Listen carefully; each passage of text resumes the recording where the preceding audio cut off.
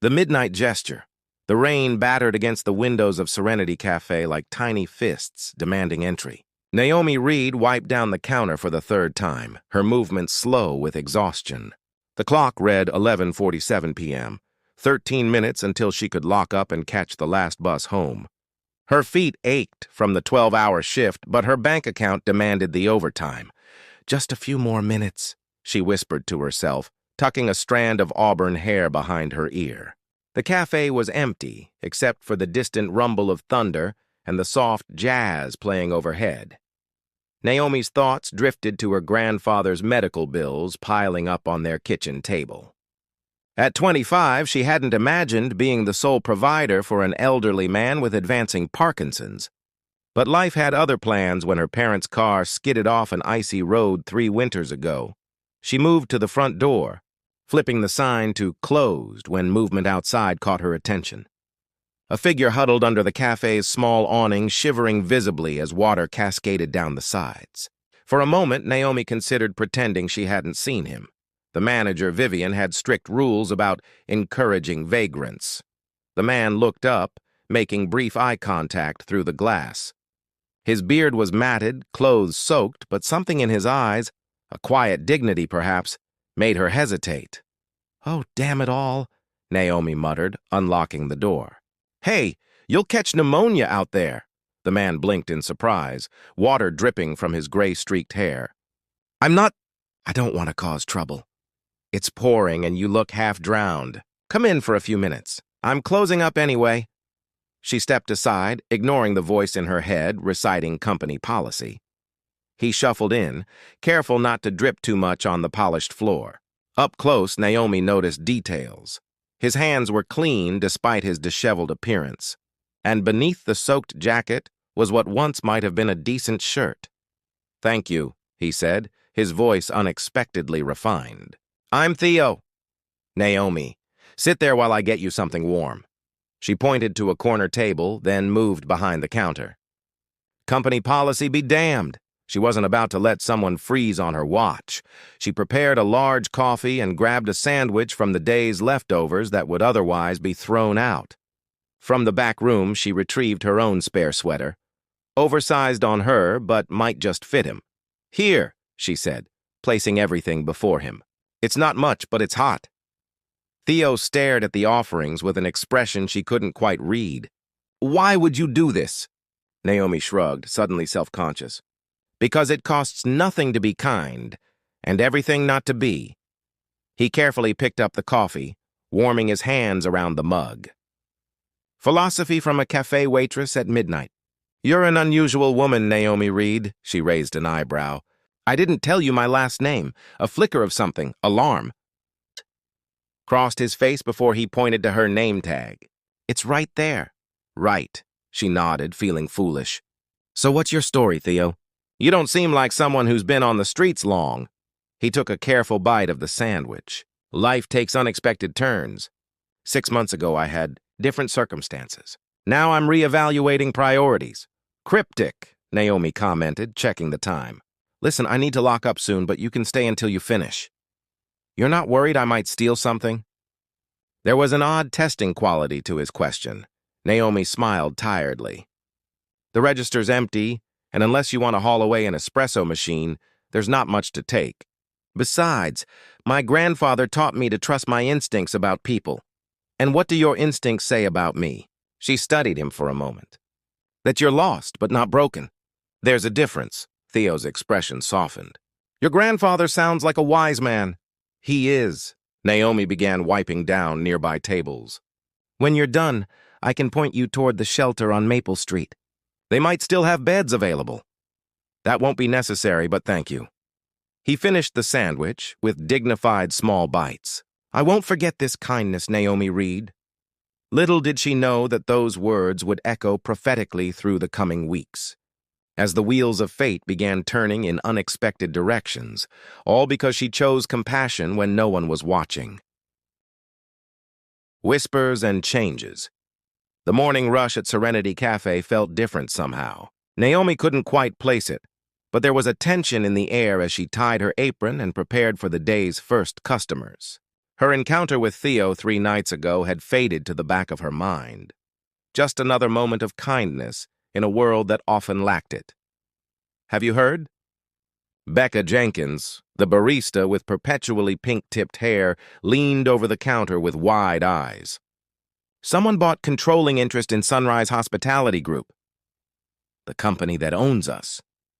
Naomi asked, arranging pastries in the display case. Not just us. They own like 20 cafes across the region.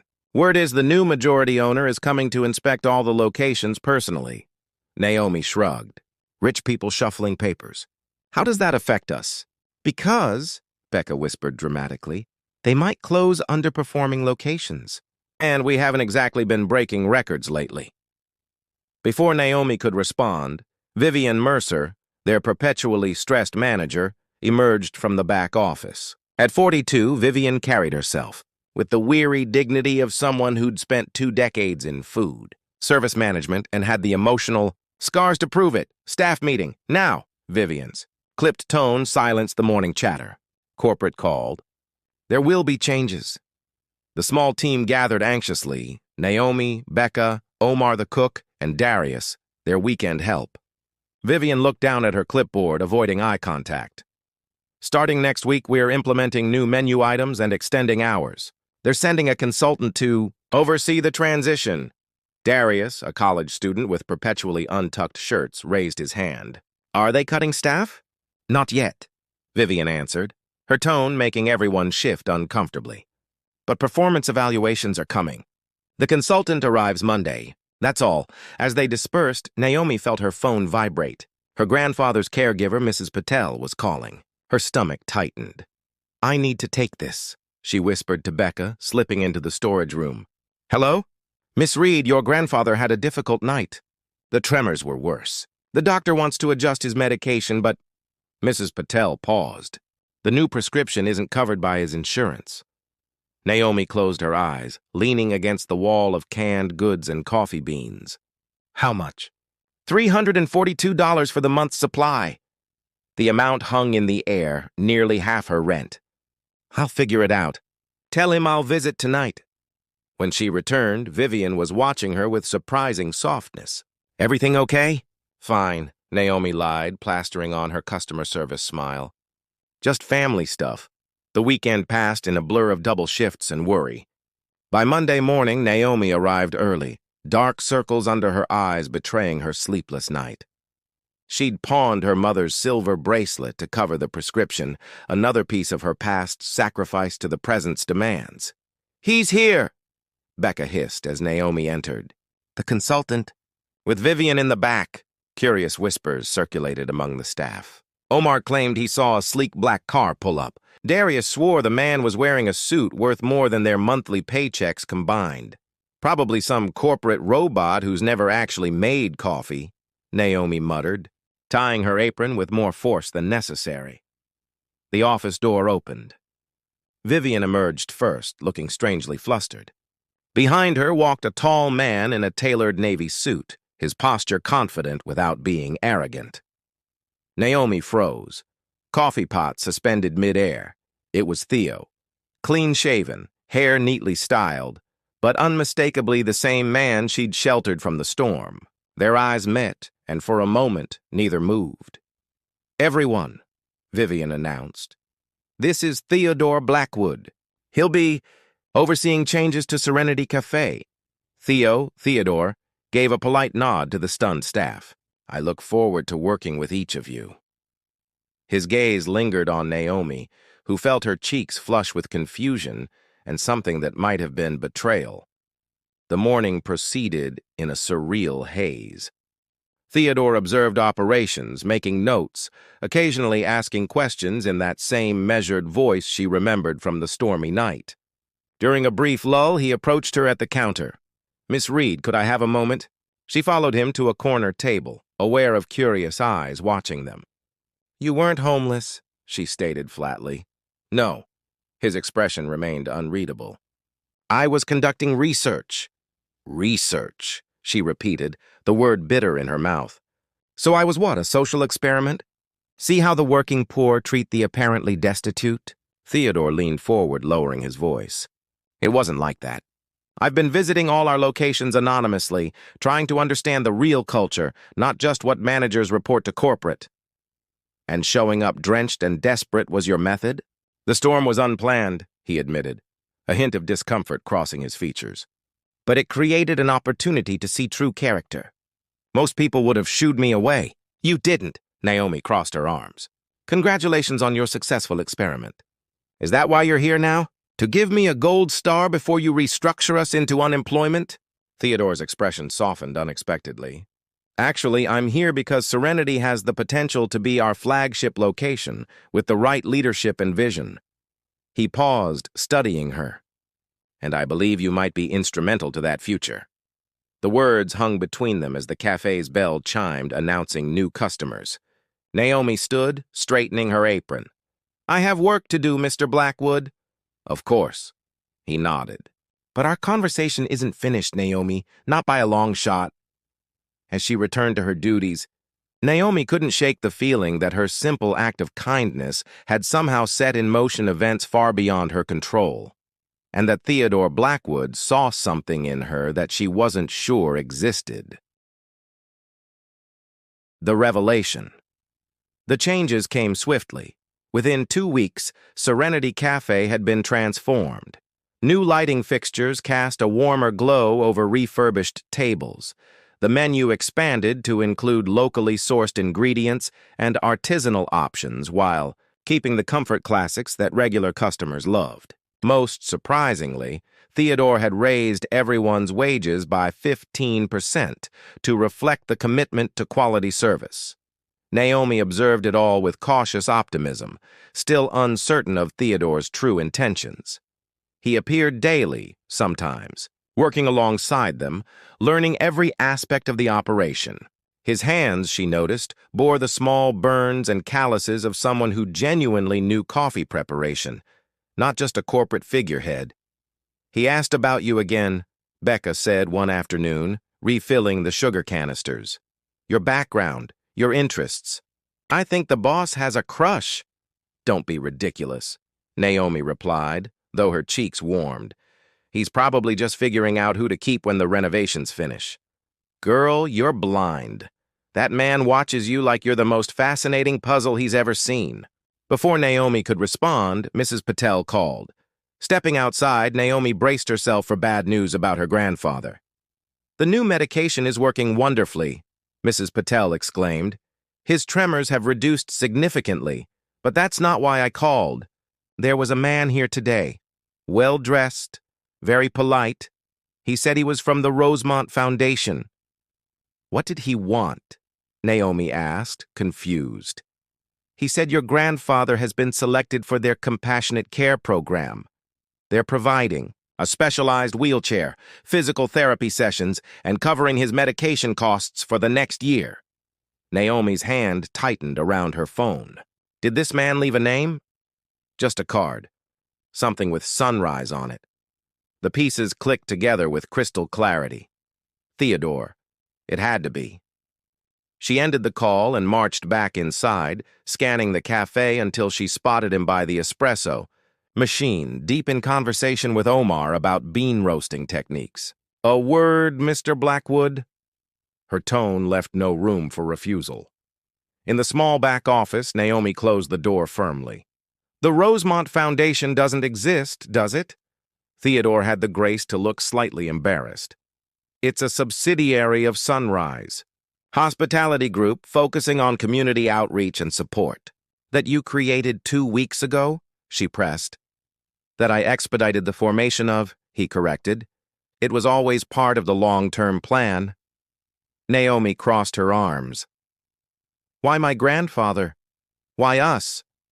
Theodore's professional demeanor slipped slightly, revealing something more vulnerable. Because kindness should be rewarded, Naomi. Because when I sat in this cafe soaking wet and at my lowest, you showed me humanity without expecting anything in return. So this is charity? Paying back a debt? No, he said firmly. It's investment in people who deserve better than what life has handed them. Your grandfather raised someone who stops to help strangers in storms. That speaks volumes about him. The tension in the small room shifted as Naomi struggled between gratitude and pride. "I don't know whether to thank you or be furious with you. Both are acceptable responses," Theodore replied, a hint of a smile touching his lips. "Why were you really pretending to be homeless that night?" she asked, the question that had nagged at her for weeks. Theodore sighed, gesturing to the chair across from him.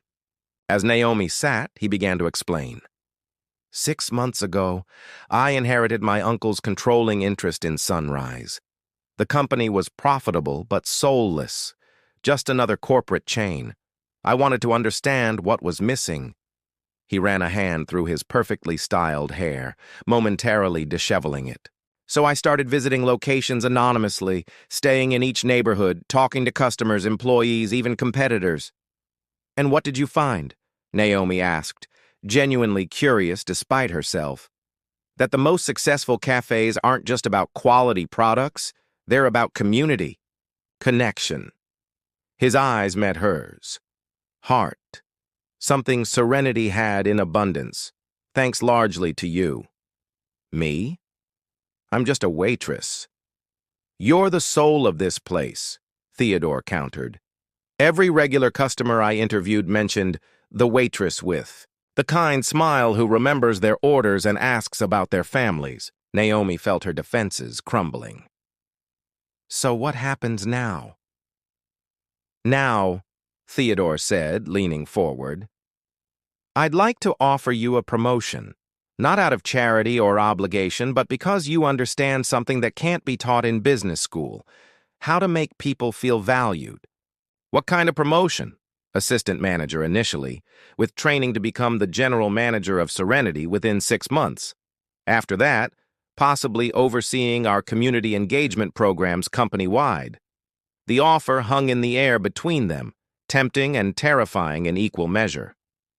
Naomi thought of her grandfather, of the dead-end cycle of barely making ends meet, of the dreams she'd set aside years ago. "Why me?" she asked quietly. Theodore's expression softened. "Because that night in the rain, you said something that's stayed with me. It costs nothing to be kind and everything not to be. I want that philosophy at the heart of what we build here." Outside, the cafe hummed with afternoon activity. Customers chatting, coffee brewing, music playing softly. Life continuing while Naomi stood at a crossroads she never expected to encounter. "I'll think about it," she finally said. Theodore nodded, understanding in his eyes. "Take all the time you need. The offer stands regardless." As she turned to leave, he added, "Oh, and Naomi, your grandfather's care isn't contingent on your decision. That's already taken care of.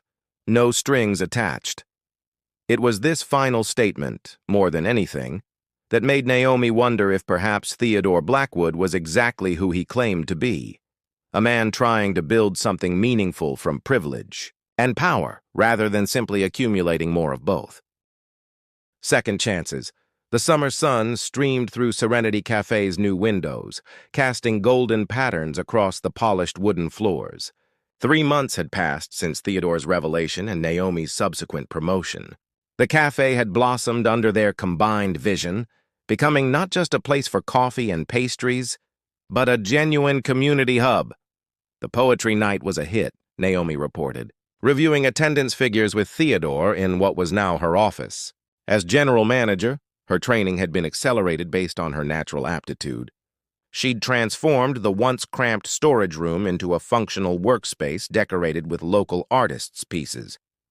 73 attendees, and beverage sales up 40% from a regular Thursday, she continued, unable to keep pride from her voice. Theodore smiled. His formal business attire long since replaced by casual button-downs when visiting Serenity. "And the Community Scholarship Fund? We've raised nearly $5,000. Enough to help 2 local students with their first semester textbooks." Their professional relationship had developed into something neither had anticipated, a partnership of complementary strengths. Theodore provided resources and business acumen. Naomi contributed practical experience and community connection. Together, they were creating something remarkable. "There's something I want to show you," Theodore said, checking his watch. Can you get away for an hour? Curiosity piqued, Naomi left Becca, now assistant manager in charge, and joined Theodore in his modest electric car, a far cry from the luxury vehicles his wealth could afford. Where are we going? She asked as they drove through familiar neighborhoods. To understand why I was really out in that storm the night we met. They pulled up to a nondescript building in the city's east side. A simple sign read, Second Harvest Community Kitchen. Inside, volunteers bustled about, preparing for the lunch rush. Theodore, a broad-shouldered man with salt and pepper hair, approached, clapping him on the back. Right on time, as usual. Jackson, this is Naomi Reed. Naomi, meet Jackson Winters, the director here and my former business partner. Former? Naomi questioned, shaking Jackson's hand. Jackson's expression turned solemn. We founded a tech startup right out of college. Got lucky with an app, sold it for millions. I wanted to use the money for social enterprises. He gestured around the kitchen. Theo wanted to expand, invest, grow the fortune. We had a falling out, Theodore admitted. Said things we couldn't take back. I called him a soulless capitalist, Jackson added with a rueful smile. And I called him a naive idealist, Theodore countered. Both of us too stubborn to see the middle ground. Understanding dawned on Naomi. So that night, I'd finally reached out to Jackson after years of silence, Theodore explained. He agreed to meet, but insisted I first experience what his clients do. Spend a week without access to my wealth, living on the streets. It was day 6 when you found me, he continued softly. I was tired, humbled, and questioning everything about my life's direction. Your simple act of kindness, it crystallized what I'd been learning all week. Jackson nodded approvingly. And now look at him, combining business acumen with actual human compassion. Never thought I'd see the day. They toured the facility as Theodore explained how his experience had transformed his vision for Sunrise hospitality. Each location now partnered with local community organizations, creating a sustainable model of business success fueling social impact. This is why Serenity is so important, Theodore explained as they drove back. It's our prototype, proving that profitability and purpose can coexist. Naomi watched the city pass by through the window, processing everything. You could have told me this months ago. Why keep it secret? Because I wanted you to make decisions based on the present, not my past. And... He hesitated. I was ashamed. The person I was before that week on the streets isn't someone I'm proud of. The honesty in his voice touched something in Naomi. For the first time, she saw Theodore not as a wealthy businessman or her enigmatic boss, but simply as a person navigating life's complications, just as she was. We all have chapters we'd rather not read aloud, she said quietly. As they pulled up to Serenity, Theodore turned to her. There's something else I've been meaning to discuss. The board has approved expansion. We're opening 3 new locations with the Serenity model. That's wonderful. Yes, but it means I need someone to oversee the community engagement aspects across all 4 locations. Someone who understands both the business and heart of what we're building. The implication was clear. Naomi felt a flutter of both excitement and apprehension. That sounds like a significant promotion. It would be, he acknowledged. More responsibility, better compensation, flexibility to oversee your grandfather's care. But also more challenges. And who would manage Serenity? Becca's shown remarkable growth under your mentorship. With proper training. Naomi looked through the cafe windows, watching customers and staff interact in the space she'd helped transform. I'll need time to think about it. Of course. Theodore's voice held no pressure, only support. Whatever you decide, I want you to know that meeting you that night changed everything. You showed kindness to a stranger who'd lost his way, and in doing so, helped him find a better path. Their eyes met briefly, acknowledging the unspoken connection that had grown between them, professional respect evolving into friendship, and perhaps the potential for something more, though neither was ready to explore that possibility yet. We should get back, Naomi said, breaking the moment. The afternoon rush will be starting. As they walked toward Serenity, the sun caught the new sign above the door. the cafe's name now accompanied by a simple tagline that had been Naomi's suggestion: "Where kindness is always on the menu." Full circle. The one-year anniversary celebration of Serenity Cafe's renovation filled the space with laughter, music, and the rich aroma of specialty coffee. Fairy lights twinkled overhead, transforming the cafe into an enchanted gathering place. At the center of it all stood Naomi, now Regional Community Engagement Director, greeting guests with the genuine warmth that had become her trademark. "Speech," someone called out as Theodore appeared beside her, raising a glass of sparkling cider. The crowd quieted as Naomi stepped forward, suddenly self-conscious despite her newfound confidence. She surveyed the faces before her: cafe staff, regular customers, community members, even her grandfather, beaming proudly from his wheelchair near the front. "A year ago," she began, "Serenity was just another cafe struggling to stay afloat. Today, we're not just a business. We're a community cornerstone." She gestured to the walls covered with local artwork, to the scholarship recipients helping serve refreshments, to the donation jars that had funded 3 emergency housing grants for families in crisis. But this transformation isn't just about new furniture or menu items. It's about recognizing that businesses can be forces for good, that profit and purpose aren't opposing forces.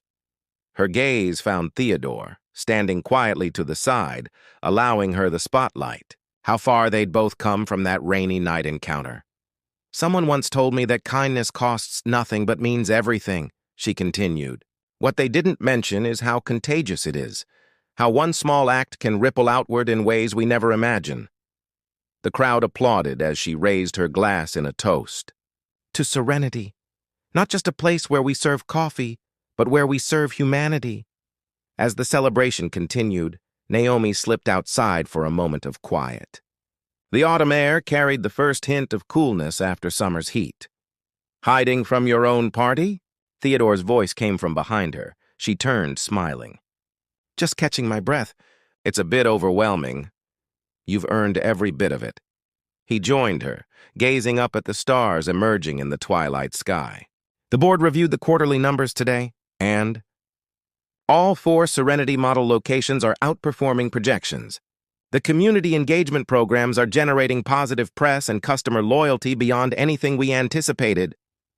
Naomi nodded, not surprised. She'd seen firsthand how people responded to businesses that genuinely cared. "So what's next?" "That's actually what I wanted to discuss." Theodore handed her a folder. "This is the expansion proposal for next year. 10 new locations, 3 new cities." She flipped through the documents, eyes widening. "This is ambitious." "Yes, but achievable with the right leadership." He paused, suddenly looking uncharacteristically nervous. "Naomi, the board wants to create a new position, Executive Director of Community Operations. Overseeing all Serenity model cafes and their associated programs." She looked up, startled. "That's practically a corporate officer position." "It is a corporate officer position," he corrected. "With board voting rights, equity options, and complete autonomy over the community initiatives. They want to offer it to you." The revelation left her momentarily speechless. From waitress to executive in 18 months, a trajectory she couldn't have imagined that rainy night. "What about you? Where do you fit in this new structure?" she finally asked. Theodore smiled. "I'll be focusing on our hotel division, implementing similar community-centered approaches there." "We'd be equals, Naomi. Partners in reshaping what corporate responsibility can look like." The word partners hung between them, laden with multiple meanings. Their professional relationship had deepened over months of collaboration, evolving into a friendship built on mutual respect and shared vision. And lately there had been moments, lingering glances, conversations that stretched into the night, an undeniable chemistry neither had acted upon. "That's a significant vote of confidence," she said carefully. "It's recognizing reality," Theodore countered. "You understand something fundamental that took me years to grasp, that business success isn't measured solely in dollars, but in human impact." Inside, the celebration continued. Through the window, Naomi could see her grandfather chatting animatedly with Jackson Winters, both men deeply engaged in conversation despite their different backgrounds. "When I was growing up," Naomi said softly, My grandfather always told me that true wealth isn't what you have, but what you give. I never really understood what he meant until this past year. Theodore nodded. He's a wise man. Yes, he is. She closed the folder, making her decision. I'll accept the position on one condition. Name it. The compassionate care program that's helping my grandfather, I want to expand it. Partner with medical providers, create a sustainable model that can help more families facing chronic illness. Theodore's expression softened. Already in the works. Jackson's been consulting on it for months, of course he had. Naomi shook her head in wonder at how thoroughly her life had been transformed by one simple choice to help a stranger. There's one more thing, Theodore said, his voice taking on a more personal tone. Something unrelated to business. Naomi felt her pulse quicken. Oh? I've been wanting to ask if you might consider... The cafe door burst open, spilling light and music into their moment. Becca appeared, slightly breathless. There you are! They're waiting for the cake cutting and your grandfather's getting tired. Reality reasserted itself. We'll be right in, Naomi promised. She turned back to Theodore. You were saying? He hesitated, then smiled. It can wait. Tonight is for celebrating how far we've come. As they rejoined the party, Naomi felt a sense of completion. Not an ending, but the closing of one chapter and the beginning of another. From a midnight act of kindness to a movement spreading across cities, changing lives and businesses alike. Later, as she helped her grandfather into their car, a reliable new model courtesy of her improved salary, he took her hand. I always knew you were destined for more than serving coffee. Sweetheart, he said, his voice stronger than it had been in years. I'm still serving. Grandpa, she replied softly, just in a different way now. That Theodore fellow, he commented with the directness of the elderly. He looks at you the way your grandfather looked at your grandmother. Naomi felt warmth rise to her cheeks. We work together, Grandpa. It's complicated. Life is complicated, he retorted with a chuckle. Doesn't mean you shouldn't embrace the good parts when they come along. As they drove home through the quiet streets, Naomi reflected on the extraordinary journey that had begun with one simple choice, to show kindness when no one was watching. Theodore had once asked why she'd helped him that night. Her answer remained the same, because kindness costs nothing. But what she hadn't known then was how much it could give in return, not just to the recipient, but to the giver, and eventually to an entire community built on the principle that compassion and commerce could not just coexist, but thrive together. And as for whatever was growing between her and Theodore beyond their professional partnership, well, that was a new chapter yet to be written, with possibilities as vast and promising as the stars shining overhead.